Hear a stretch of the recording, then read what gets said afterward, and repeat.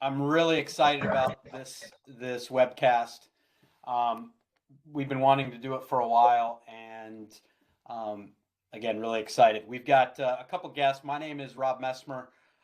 I'm the channel chief for CBTS, and welcome to all of our partners. This deep dive we're doing is really on enterprise and talking to CIOs. And what we've done is gathered our very own CIO for CBB, which, as many of you know in the channel, is the parent company that owns CBTS, but also owns Cincinnati Bell, Hawaiian Telecom, and Onyx in Canada. And Kevin Murray is our CIO and one of our guests. Our other guest is Dustin Leek, who many of you have seen his face on some of our healthcare verticals. He was the CIO in a previous life at enterprise healthcare companies, one of those being Health First. So we have kind of two CIO experts and really have a list of questions that people love to ask CIOs and kind of get into their brain, how they think about things. And that's what we're going to do today. So, and then Matt Douglas, of course, is, I think, on every panel we do and will be my co-host. If we were sitting in a room, he would be on the couch on the other side of Dustin and Kevin with a little bit of banter. But let's get started.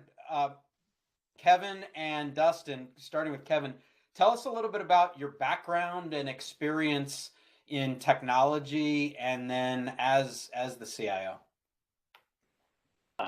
Yeah, thanks, Rob, and thanks for having me today.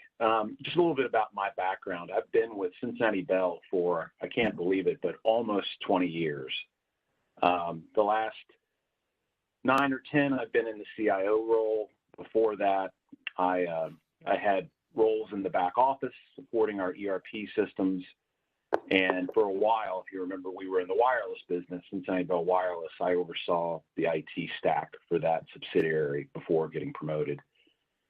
Prior to my experience with Cincinnati Bell, I was with Accenture, that at the time was known as Anderson Consulting, going way back in the time machine. And there I was in the telco space, focused on ERP implementations for customers like Cincinnati Bell, AT&T, Verizon, et cetera. So that's a little bit about my background.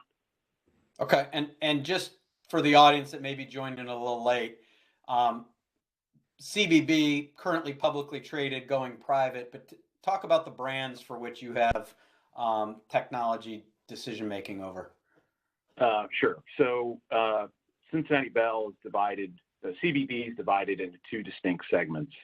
We have our entertainment communication side, and then we have the IT services side, which you all are a part of.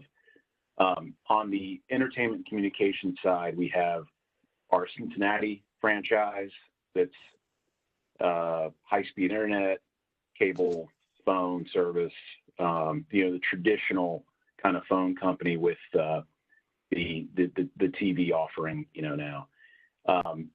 Also, we have Hawaiian Telecom, which does much of the same thing in the E&C segment, but just in Hawaii. We have the responsibility for those systems as well. On the IT services side, we have responsibility for the CBTS system stack, as well as we now run the Onyx system stack, and we are in the process of merging all those things together. All in, Rob, we support, we're talking probably 700 different systems between our employees and contractors.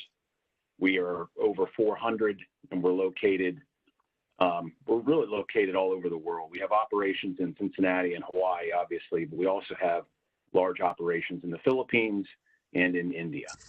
So hopefully that helps. Yeah, thanks, Kevin. Dustin, tell us a little bit about your background. I know that, this is, I think, your first, since you've joined CBTS, being on the sales side, but kind of talk about your customer experience. Sure, thanks, Rob. So I have 15 plus years in healthcare IT experience. Started in at the entry level as an engineer, data center engineer, and then finished my career, as Rob mentioned, with Health First at the executive strategic level, really just, having done every job from the beginning, right? So an engineer to a data center manager to a network manager to infrastructure director, worked my way all the way up into, my final role as CTO at Health First. So in the past, I worked for software startups. I was in the Army. I had a lot of different experiences in the past, but when it's come to IT leadership, that was my path. Okay, great. Well, let's start. Kevin, I know that we've got a lot of our partners on the line who have typically a long background in selling telecommunications, IT services, and COVID is new for all of us getting used to this. If you could tell us a little bit about how COVID affected IT decision making, from your perspective as the CIO in your office, and then maybe some of your peer groups as well.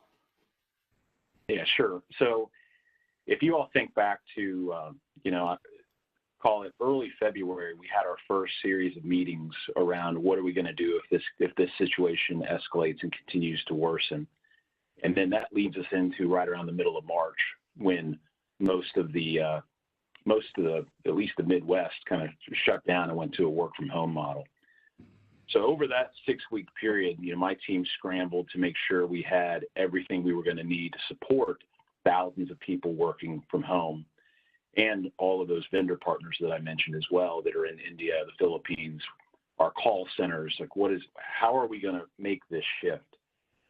So things changed. The way that we were operating went from, implementing projects to looking, down the road at what our next set of projects are going to be, to very much the here and the now. And we didn't really focus on anything other than a smooth transition. And that was such an impactful event that we really had to keep our eye on that for months after that. So I would say our decisions around anything new, any new projects they were just deferred. There really wasn't much appetite to talk about net new work. It was all about stabilizing and just getting people into a productive remote environment. So we ended up pausing a number of things that were in the decision cycle, and I'm sure that happened to some of the folks on the phone. The phone calls stopped being returned, the emails stopped being responded to, and we really just paused all of that. Our large in-flight projects, we kept going. We did not really stop any of that work. But we began to look at what capital projects we could defer. So we actually pushed off a number of significant items to late this year, or they're now in the 2021 plan. And I would say that focus and, kind of collecting up, making sure we had enough to survive on and getting everybody home, that took us through probably, call it 3 months. It seemed like we were dealing with stuff every day. And in around June, July, we began to thaw out of that. And since that time, we've been what feels more like normal, where we're again meeting, talking about making investments, getting the projects moving. So that was really the big impact that I experienced. I think my selling partners would have experienced was about a 3-month jolt to normal business. Yeah. And was it really having that work from home settle down and feel like, okay, we've got the licensing and the bandwidth and all the things to where you felt like, okay, we can now thrive in this new work from home environment? You really kind of take that to stabilize it? Yes. I don't want to lead you down. I don't want to lead the audience down the path that it took us 3 months to stabilize that. I think we made, and I think all the feedback we've had from employees, we made the transition home very seamless, and we did it without a lot of issues. But all of the groups we support, they also had to make those changes. And the whole company had to go through a period of adjustment. And then there was fear around, what's this going to do to our customers? Are they going to be able to pay their bills? Are we going to have to discount services? Which then leads back to, we have to make sure we're spending our cash on the very most important priorities. So then there would be meetings about, could we defer some IT investments?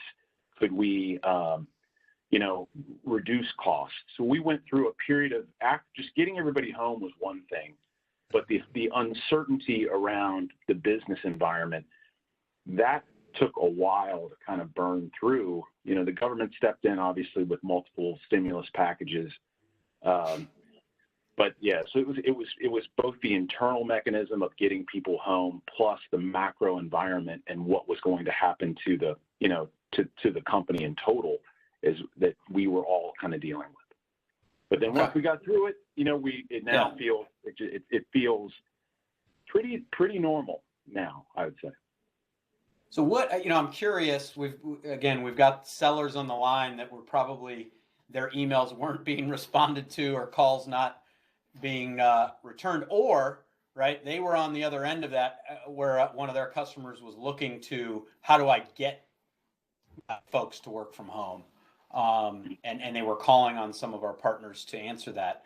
What, as you went through that transition, and now given COVID, we don't have the face-to-face that we used to, Kevin, what do you see sellers doing in the market that's working, given the COVID landscape, and what's not working?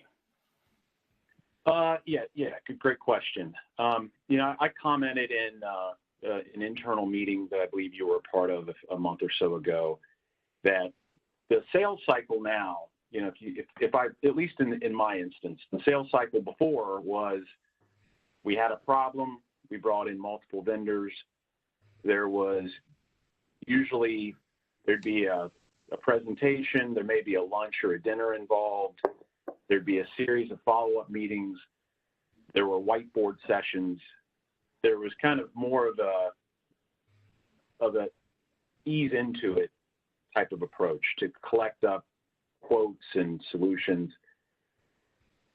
You don't really have time, at least COVID and having everybody work from home, it's not really conducive to have get to know you sessions over WebEx, or at least not to the extent that it felt like it was prior.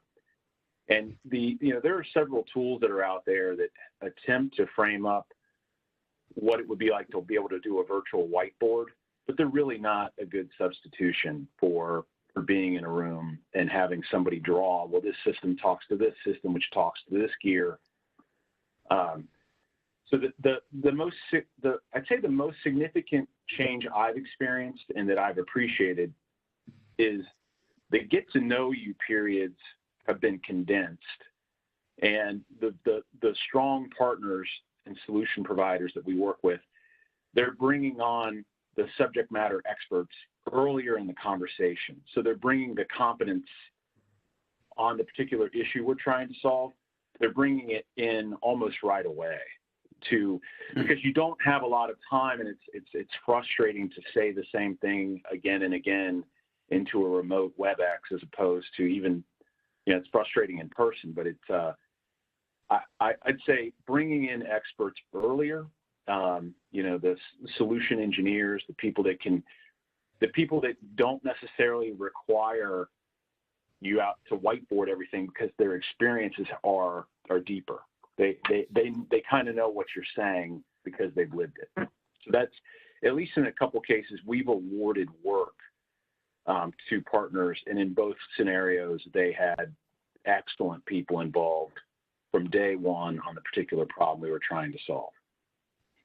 Interesting. Okay. Let me take a step back, and Dustin, I've been wanting to ask this of you. I don't know if I've ever asked you this question. I won't ask Kevin because I think it would maybe air too much dirty laundry about our own company. Maybe we will. But Dustin, what are some of the COVID unrelated, as a CIO, your peer group, right, is the CFO, it's the COO. What are some of the interesting political things you've got to navigate at that level in some of your experience, that when you look at projects and kind of think about, how do I pick, if budget's a constraint, how how do I have the right solution at a tight budget and match the politics? What's that like in that office? So I'll say it depends, right? If you're viewed as a partner by the C-suite and a peer, it means that you've already demonstrated the business value of IT and the business importance of IT. So those skids have already been greased, so to speak, right? And it makes those conversations a lot easier. If maybe you're in an IT shop that's had some recent failures or outages, or maybe a project blows cost or blows scope or blows time, whatever, it's a little bit more difficult to have some of those conversations, but you still have to. So you get political pressures from the bottom, as well as political pressures from the top, if you're not viewed or if you haven't developed that partner type relationship with the C-suite and your peers. One example I like to use is that, especially in healthcare, if you don't keep the doctors happy, they have a hotline to the CEO.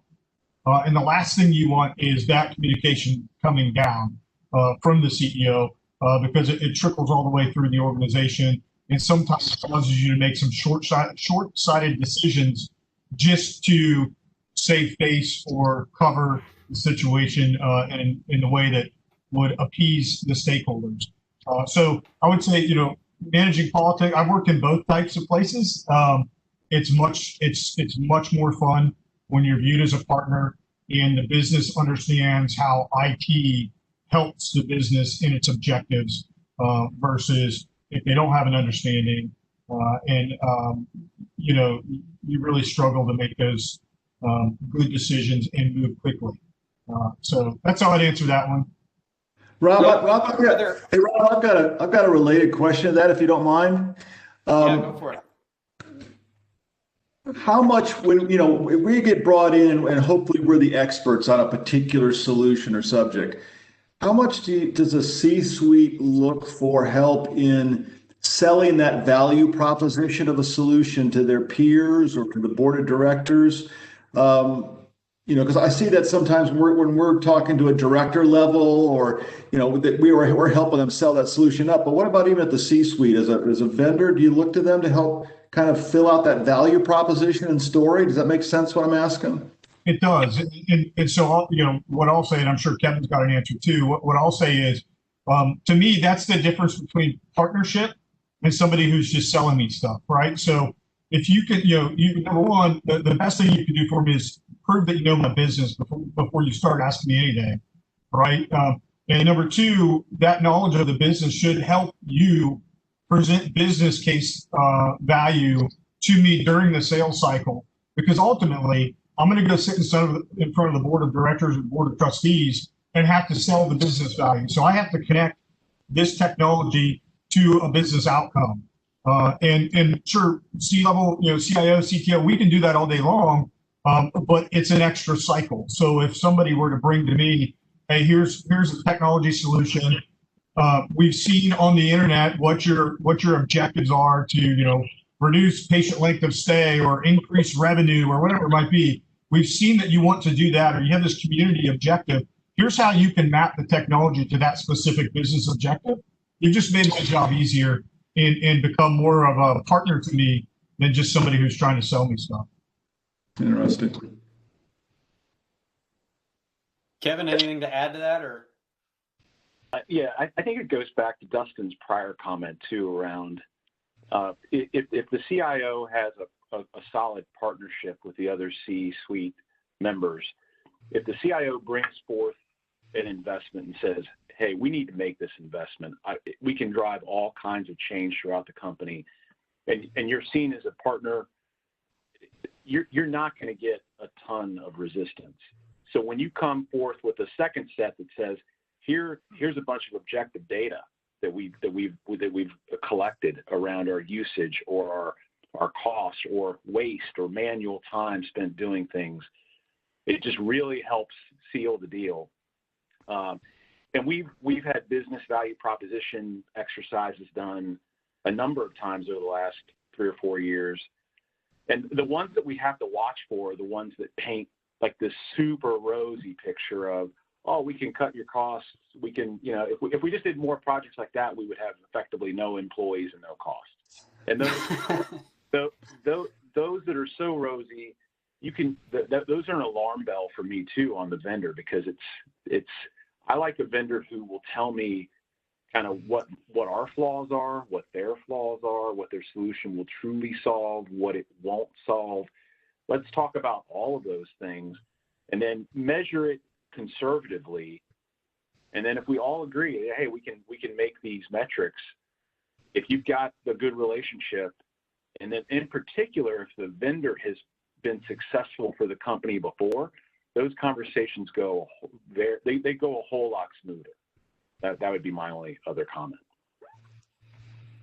That's good. How does, it sounds like if a seller has and a partner has a relationship already established, obviously that gives credibility through second projects. How does a partner break into a new account? Like what are some things that have gotten your attention? And now given COVID, I guess might be a little different, but what are the things, if you've never done business with somebody before, what are things that our partners can lean on that you've seen as successful? Yeah, I've that's a good question, and I'm sure a lot of people would wonder, so how do I what is he going to say to that question? How do we get into new work? And it's not easy, especially right now. So I would say a couple things. One would be if they are a subtending provider to an existing provider that happens to be in there. That's one way to kind of make an inroad. Another way is just start small. I can think of some of the work that we've done over the years.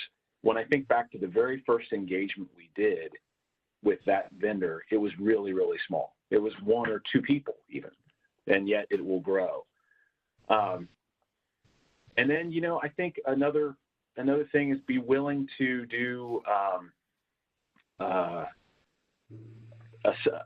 word we would use would be assessments or free assessments.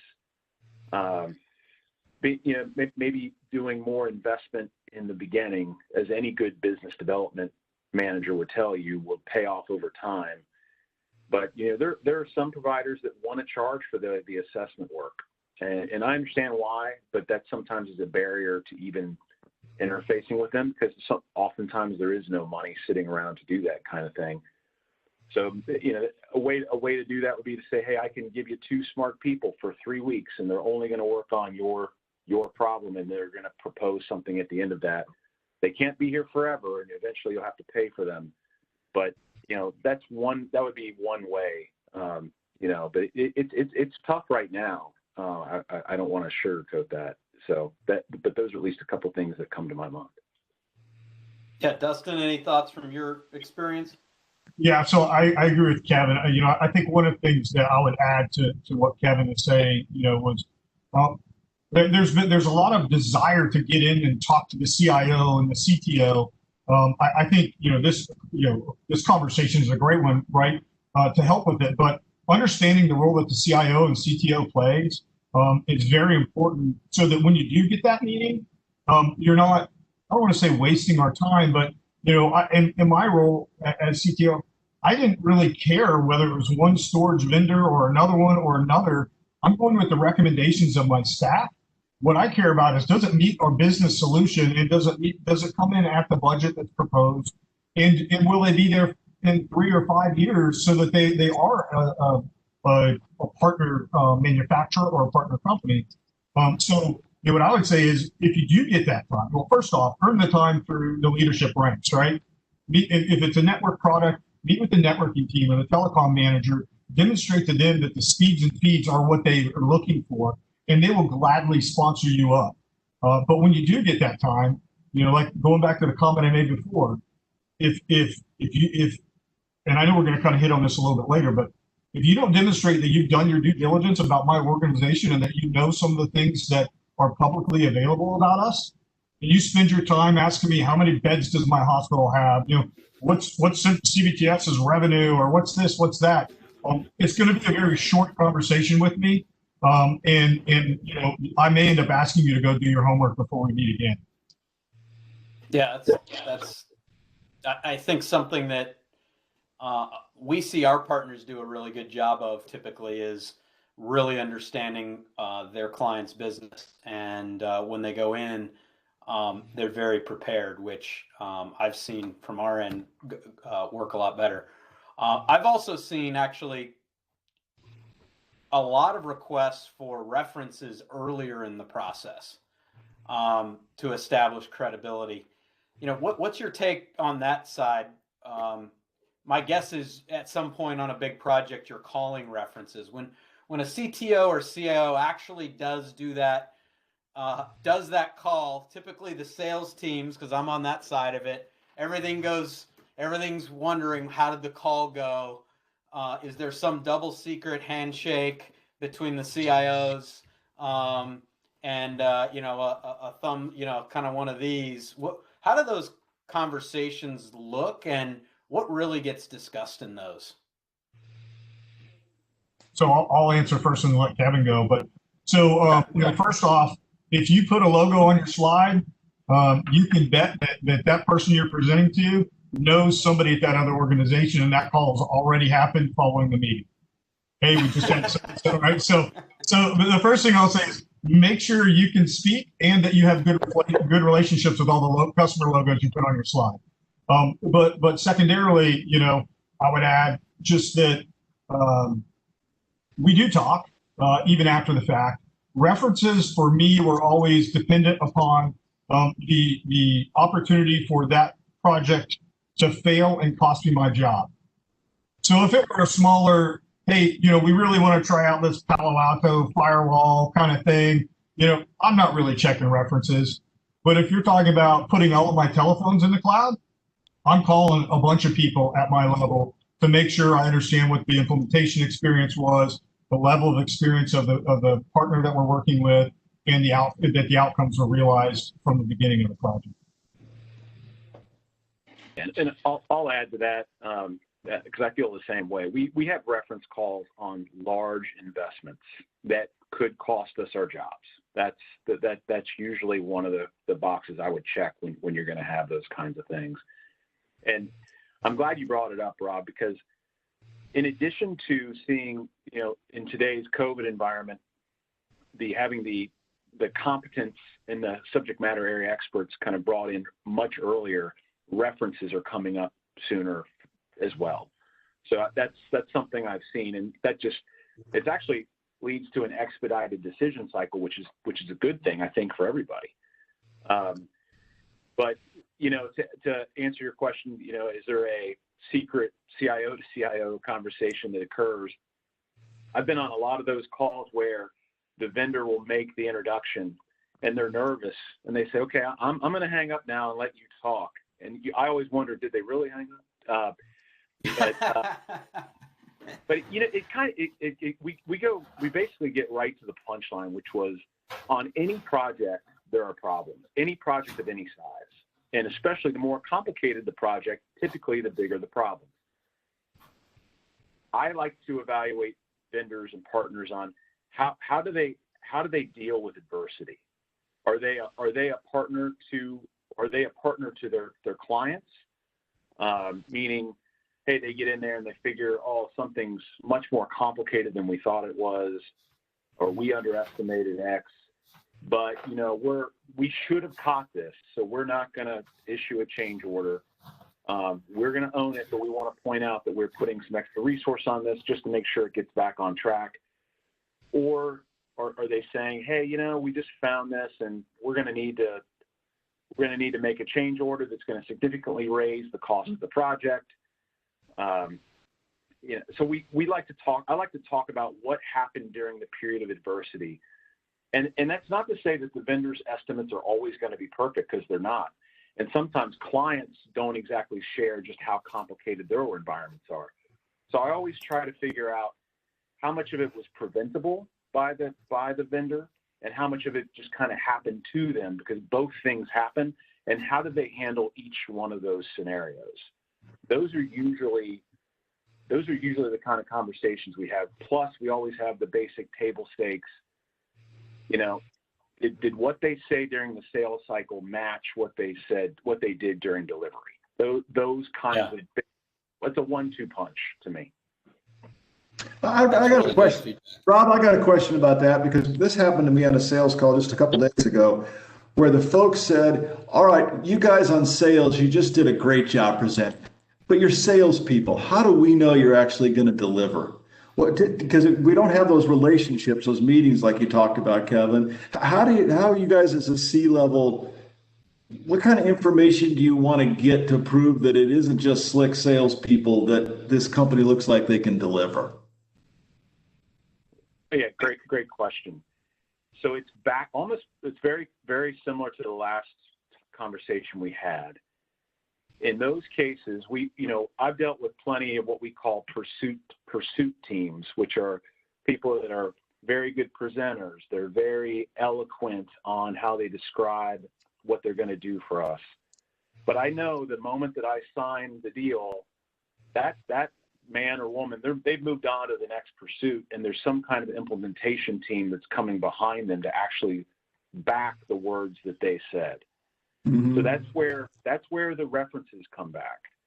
So, we would, at Cincinnati Bell, we're looking at a couple of large investments right now in our ERP space for the E&C segment.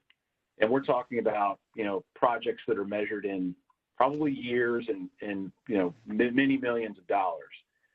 So in this instance, we, beyond just talking to the slick or whatever you want to call it, sales team, we're saying, give us the reference customers where you've previously done this, and let's make sure that the delivery teams match what the sales team, the force of the sales team is backed up by the delivery teams.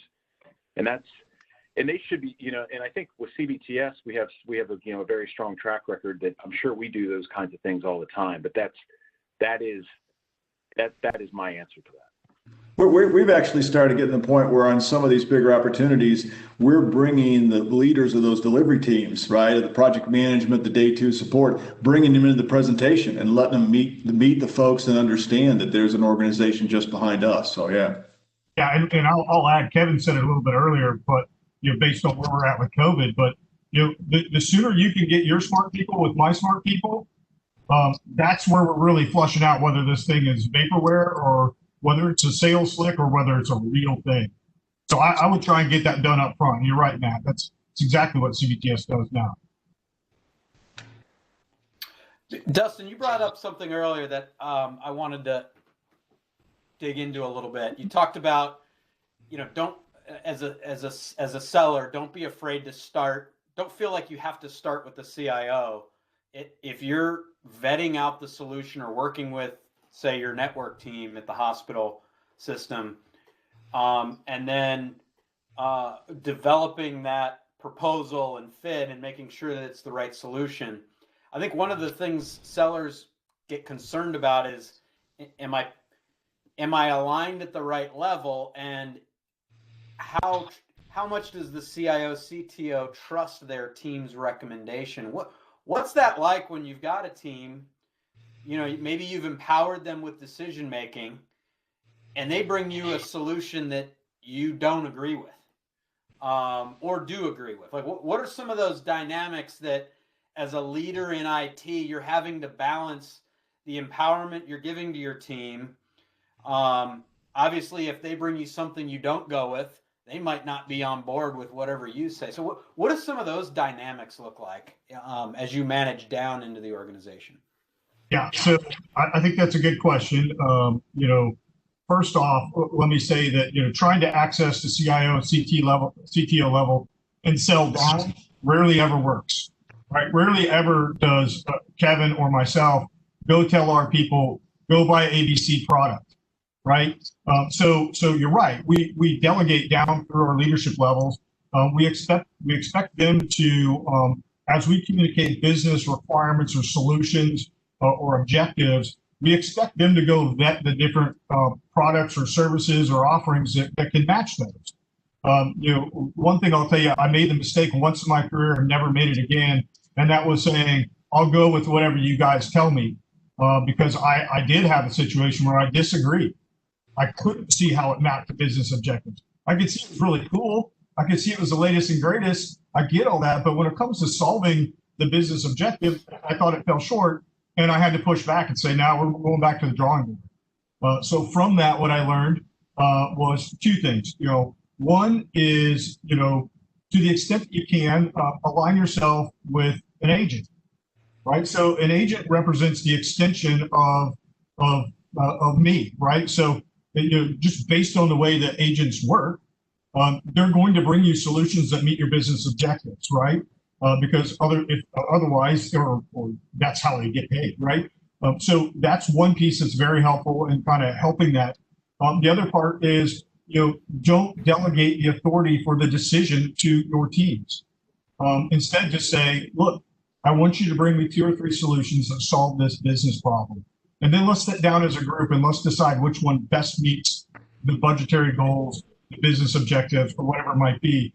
So allow them to understand at the very beginning, I am the one that's making the decision based on your recommendation versus just complete delegation. But I think the agent channel is also very helpful, especially if you have a very good relationship built out of trust. You believe that they are going to bring you solutions that meet your goals because their reputation is riding on it too, more so than a manufacturer, right? Manufacturers have many customers, agents don't have as many, and they're really in the relationship business. Kevin, anything to add to that, dynamics with your team and trusting the decisions? No, I think Dustin hit it pretty square. I mean, I think we delegate down the go and research. We say, here's the problem. Go see if we can find several options to address this problem. You can make a recommendation, but I'm going to, a lot of times the answer kind of becomes very self-evident. That the cost will come back from different solutions, whether it's the implementation or the ongoing. But in the end, if we come down and it's an absolute tie on everything, ultimately that decision is going to have to fall back to me. And I'll explain to the team if I'm going to go a different direction than maybe why they wanted to go. We have a very frank, open conversation about it. But those don't tend to happen very often if you go and look at multiple options, get all the data on the table, get the players in the room. And then in particular, in areas where it impacts the business, not back office or infrastructure, but business applications, that we also very much want a partnership with our internal customers as to what solution is going to work for them. And they typically have a strong opinion. So all those things tend to come out to a general agreement on a solution. It would be rare that you'd have 4 different strong opinions on 4 different options. It would just be rare. Yeah. What's the complexity like? Because we know that there's sometimes multiple levels of parties interested in your decision, right? It might be there's an OEM or a chip maker who has a relationship with you as the customer, but they don't sell to you direct, but they have somebody assigned to your account, right? And then there's the OEM, and then there might be a service provider. As those decisions come down, do you feel the pressure from kind of multiple sides of the decision, whether it's, and I know in our world, right, our customers are deciding between, let's say, a VMware or a Cisco, and then or a Microsoft and CBT or a Polycom and a Cisco and a Yealink and a all these different Palo Alto, all these different Checkpoint, all these different flavors are in the ingredients are in the ice cream that we're proposing to the customer. How much are those folks pinging into the organization at different levels, and does it get confusing? Does it get annoying? Who is your center of trust on some these kind of decisions? Yeah, I'll answer that briefly, and then I think Dustin's experience will be particularly relevant there.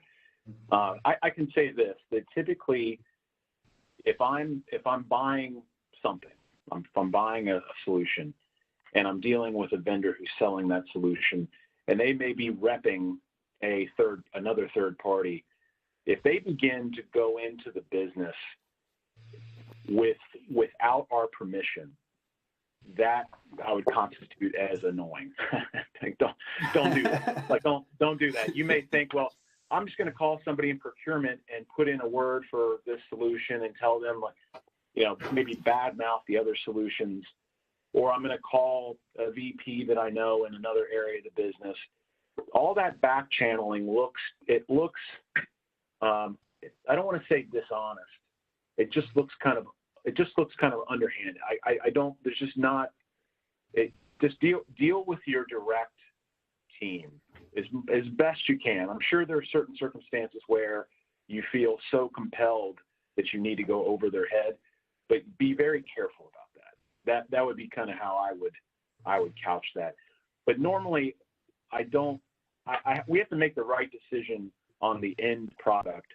The pressure we're kind of numb to be honest. It's because it comes with the job. But Dustin, do you want to compliment my answer there? Yeah, so I couldn't agree with you more, right? So if somebody tries, look, if you get in there and you do your job, I will sponsor you into the CEO's office. If you do a really good job, I will let you attend the board presentation when I present the solution.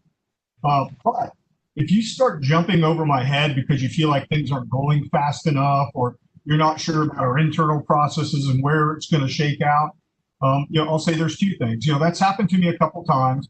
And my personality was to say, if the CFO or the CEO came to me with a technology solution or a vendor or manufacturer they wanted me to use, I would try and find any way that I could disqualify them immediately. I would spend more time trying to disqualify them than I would actually looking at their product, because it's highly competitive. Kevin mentioned it earlier, especially as you look at cloud, SaaS, all these other type of offerings, a chip manufacturer matters less, right? An OEM matters less. What matters is the deliverable and the SLA, especially when you're talking SaaS and managed service, right? So I think what we see right now is a transition, and that's a little bit of an old school tactic that the hardware pushers used to do and software pushers used to do all the time, is to figure out, if I get a relationship with a CFO and I fill his head full of cost savings and all this kind of stuff, he's going to push it down. Now, what I'll also say is, on the flip side, if you have the right leadership in place, you have that partnership that I just discussed earlier, they're just going to, they'll take the question or the email and they'll literally just forward it to Kevin or I and say, I'm not really sure if this is relevant, but this person wanted me to make sure you got it, right? And it gave you the opportunity to push back and say, yeah, they're not really a candidate, or they are a candidate and they're being evaluated. But I would focus more on, do what you said you were going to do, impress me, impress my team. My team will sponsor you to me. And if you impress me, I will sponsor you to anyone in the organization. Yeah. What are some things, we've talked a lot about, during the sale. Post sale, what are some things that, a partner or seller does that just separates themselves, right? That, when you think about Kevin or Dustin, like that one seller that you're probably thinking of them now. What are the things that person did? Whether she sent a thank you note or he checked in with you. What are those things that person does that just distinguishes themselves and makes you really kind of feel confident in the partnership? Yeah, I'll Dustin, take why don't you start? Oh, go ahead. Dustin, why don't you go ahead and start? Okay. So for me, it's that they stay connected. They don't cut and run, right? So don't sell me something and then just lead me to the deployment and design team, right? Stay connected. I get it, right? Sales folks have to cover a lot of territory in a little bit of time. I get it, but reach back to me, make time to go to lunch or have a meeting in my office and just say, hey, look, I know you just bought this big behemoth thing. Just checking in with you. How is the team doing? Are there any gaps? Because it's really important. You think about the sales and the product team sell something up front, and then you need something to connect you back to the deliverables and how's it going. So that's one thing I think that they do really well. The cards are nice, but quite honestly, when you look at, like, especially an agent relationship that I've had in the past, they're already there anyways with me, right? They're asking me, they're doing a great job, and that's one of the things I love about agents is that they are doing a good job, and they're in it for the long haul. They're not in it to make the Q4 number, right? So that, I think agents do it really well, and the others could take a page out of the agent book in that it's not just about the one sell. It's about making sure that the relationship continues, making sure that if I need anything, it's there, or they are there to help relay that back into the organization about maybe a missed customer service opportunity or whatever it might be. And the last thing I'll say is, if it's a large sale, don't try and sell me something until you've proven that you can do what you sold me the first time. So you right. So that's one of the annoying things. Kevin. Yeah, I'd say that when I think about the sales people that I've interacted with, and I've said this before, Rob, to internal audiences in your area, the very best salespeople, I call them more often than probably they call me, and that's because it's because each day I encounter different problems, and they usually in a lot of times they'll exceed my existing team's capacity to run down, research, and address. So it's the people that are willing to kind of meet on my terms, help me out. Don't always be selling me something. Like every meeting doesn't have to be how can I grow our share. And then lastly, it would be the really good sales folks. They take constructive criticism well. So if I say, hey, this person isn't working out, we need to swap out this implementation lead, or we need a different project manager, or we need more onshore resources. The people that are like, okay, I get it. I'm going to take action on that. I'm not going to push back on you unless I feel like it's valid. I'm going to adjust, and it may be painful, but I'm going to make that adjustment for you to get this thing back to where you need it to be. So that type of approach and skill set is tremendously valuable, and it's just important to the health of the relationship. Kevin, I think I've heard you say too that you've had some salespeople relationships where they even told you no, they weren't the right fit, and that was an important quality too in this relationship. Speak a little bit to that ability when I should say no, because sometimes I think salespeople come in and everything's supposed to be yes. So talk a little bit about that kind of situation.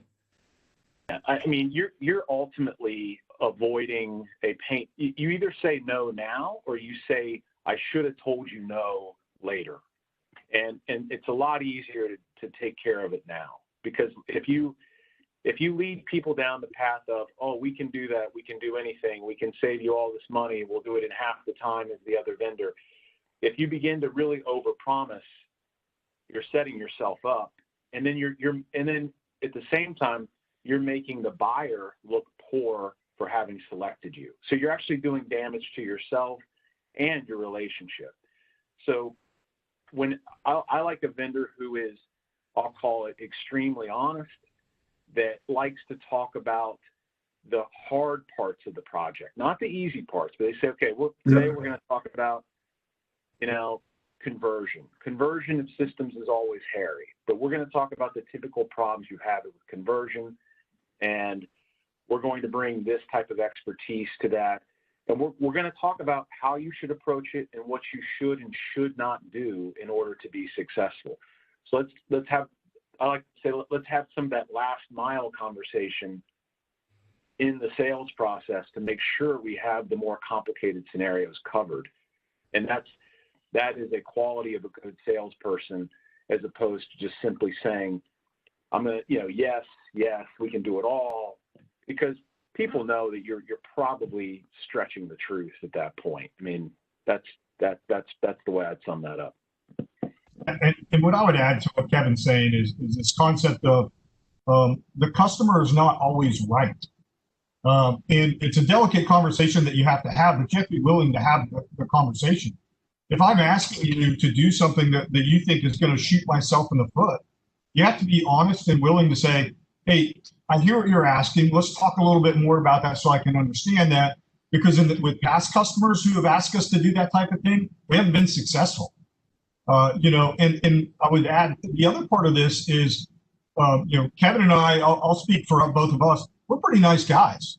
It sounds like both of us lead the same way. We're open, we're upfront, we're honest about what we want. But sometimes customers are jerks, right? I've met some of my peers in the CIO, CTO world that are jerks. And what I'll say is, the guys and gals that are always trying to, squeeze more margin out of you, trying to get you to throw in all this free stuff and promise you stuff later on down the road. And as a salesperson, you need to recognize that that's happening. And you need to start to kind of take your foot off the gas with them a little bit. And maybe now's just not the time to pursue it. And maybe wait for a leadership change is the other piece I would say. Okay. I want to flip the coin over. We're talking about, and I won't make you name names. Give me some examples of salespeople behaving badly, or a couple horror stories. Kevin, I think you had one in an internal session we had. Right. Yeah, that's one of my favorites. I'd say, if I factor that out into a couple of thoughts. One is just in general, we like when we have those meetings with sales teams, we don't want to mess around the first 10 or 15 minutes of the meeting, getting everybody connected, getting the presentation shown, getting it circulated, dealing with people not being able to join the call because they don't have the right call-in numbers. I mean, we want all of that, the basic table stakes to go smoothly. If they don't, people are already, now I'm in full remote world now. That's why I'm using that example. The in-office example is somebody who comes in who's got literally hot paper they're handing you because they just printed it off at the Kinko's downstairs. It's out of order. They don't have their bridge number. It's so that the basic stuff is just be ready to go, have your experts ready to go, have the script ready and set before the client ever gets on the call. That's just like one example I'd share. The specific example you're quoting about a relationship I have with a particular salesperson who will go nameless. This person, I went to lunch with him. I was not looking forward to it because he tends to never really ask me about my problems. He's just constantly pushing solutions in a pretty pushy way. That lunch, he said, "Hey, I've been doing the math, and I figure your spend is roughly X per year. It's a pretty big number." And I said, "Yeah, you're in the ballpark." And he said, "How do I get 10% of that? Just 10% of that?" I mean, I'm like, what? I thought to myself, I'm glad, and I purposely took him to a restaurant that I knew was going to be a quick in and out, and he validated. he just validated that, right in the middle of my ham sandwich or whatever it was I was eating. And, he wasn't asking me, "Hey, let's talk about what are your problems you're dealing with right now that you haven't been able to find a partner to solve. Let's talk through some of those." Instead, it was, "How do I get X% of your IT spend?" Just flat out. Like he then put all of that back on me. I didn't even know how to respond to it. So that's the internal example. So. Dustin, you got any good stories? Yeah, I'll give you a quick one since we have 5 minutes left here. So we bid a wireless RFP. The incumbent lost the RFP and was sour grapes about it. Went over my head to the purchasing department. And since this health system I work for had state contracts and stuff, they contested the purchase. And they started to smear me internally and basically put out lies that I was disingenuous in the RFP. I knew what I was going to do all day long. And honestly, it was one of those situations we've all been in where the non-incumbent big guy comes in and just prices it to win it. There's no way they made any margin on it at all, and that's why they got it. But they got all of the business. And then a month later, the incumbent came to me and asked me how we could do more business. So it was, I let him know that I knew exactly what he had said to the purchasing department, and that he was on a recorded line when he was talking to the purchasing department. And so that, and then the other one that comes up common is that when they know they're going to lose, they go over the head to the CEO or the CFO and make this financial play. Hey, you guys are leaving all this money on the table. It's ridiculous. And then it just creates more work for me to prove the decision that we made already. Yeah. Well, listen, thank you. It is, I think we need to do more of these, because getting in the head of, the CIO, CTO, and really how things work. I think sometimes as sales folks, we may make it harder. And there are some just common sense sales tactics, and just being good humans turns out to be a good salesperson, being someone that's honest and there for you in your role in the company and solving the company's needs. I think you both said it a couple times, which is a theme that, we try to hit on is, if we can make, in our case, our partners heroes, and they can make the customer within the company a hero, everything works in the right side. That means being honest. It means, talking about the tough things that are going to be coming up. Sometimes it means saying we might not be the best fit. But I think at the end of the day, if you're making the person making the decision successful, good things happen. So, thank you, Kevin. Thank you, Dustin. Gabby, Matt, anything else? No, I thought this was great because it fits so many things that we've been doing lately, I think, in the indirect channel. I know one of the big things I heard today was just get to the point quickly. We don't have time to mess around with all this stuff. Get to the point, get to the value proposition, bring the experts in. Well, that's what I'm excited about, what we've been doing in the channel as we engage with a lot of these partners. So to me, it just reinforces some of the stuff we've been working on as a team, Rob. That's because you're the expert that gets brought in. So your stock goes up. Yeah. All right, Gabby, back to you. Thank you. We're good. I just want to thank all of you again. Once again, I will send out a recording, and we will also have a blog go out in about a week with the Q&A. So I will make sure everyone receives that as well. So I hope everyone has a great week and weekend coming up. Thanks, Thank Gabby. you, guys. Thanks, Dustin. Thanks, Kevin. Thank you. Yeah.